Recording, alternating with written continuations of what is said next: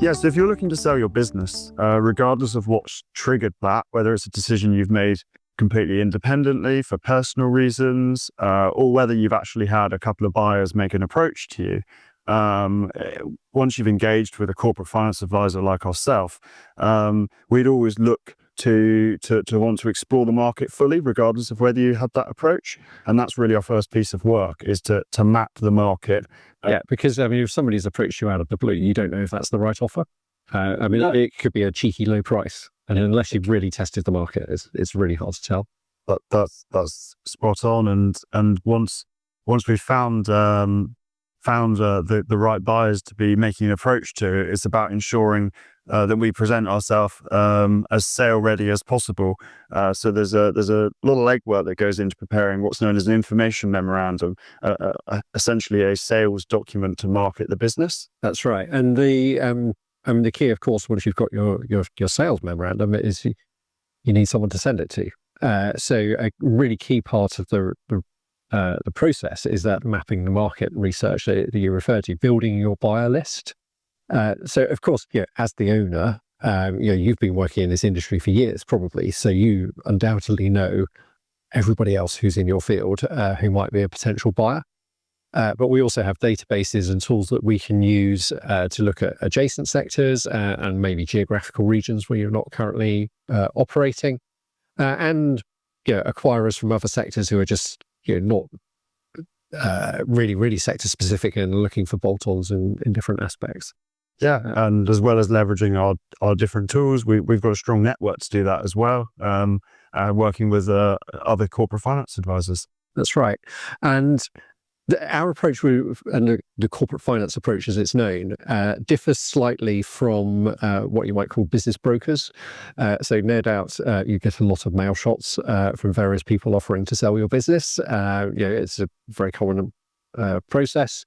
The business broker approach is a bit more passive than what we do. It's more shop window, advertising your business for sale and seeing what buyers come along. Whereas we would be proactively going out, doing outreach and talking to people as an interest. It's the proactive, isn't it? It's the proactive outreach linked with being very targeted that's important, because selling your business is a very confidential matter. You only really want to know the buyers that are very genuine and very interested to be informed about this. So by being targeted, we can keep it confidential, work under NDAs, non-disclosure agreements, and that's a key element.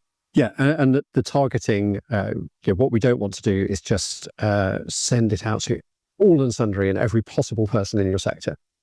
So a key part of it is screening. We look at their accounts on Companies House. Have they got the cash? Have they got debt capacity to be able to do the deal? Because there's no point sending out your details, your confidential information, to somebody who's not going to be able to complete a deal. They're just not proceedable.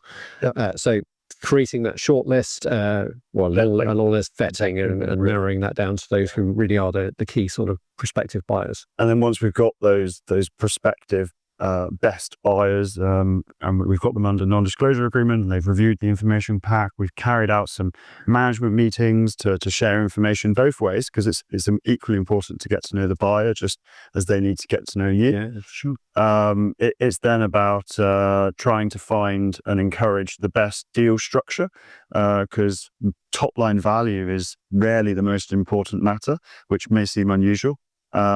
Obviously it's up there, but in terms of how the deal is structured, and what the future would hold for the business with that buyer, can be just as important to shareholders.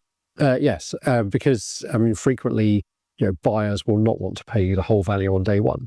So you might end up with some combination of cash out on completion, deferred consideration. That might be in the form of an earnout, which can be variable based on future results. But of course, you can play those to your advantage. It gives you upside. Yeah, I think earnouts have a misconception for being very, very risky and a way to promise a seller more money that never really comes. But truthfully, we've seen many an earnout, when well structured, give amazing upside, way beyond what the seller was ever expecting to receive. That's right. What the earnout's really good for is bridging that gap between the great price that the seller wants to achieve and the low price which the buyer wants to pay by taking the risk out and having a variable scale between the two. And then once we've selected that offer that's best placed for the seller, it's about sort of finishing out the process, which becomes a little bit more formal, a little bit more structured. That's the due diligence process and the legal contractual element known as the share purchase agreement. That's right. And then, of course, you get to the completion date and celebrate.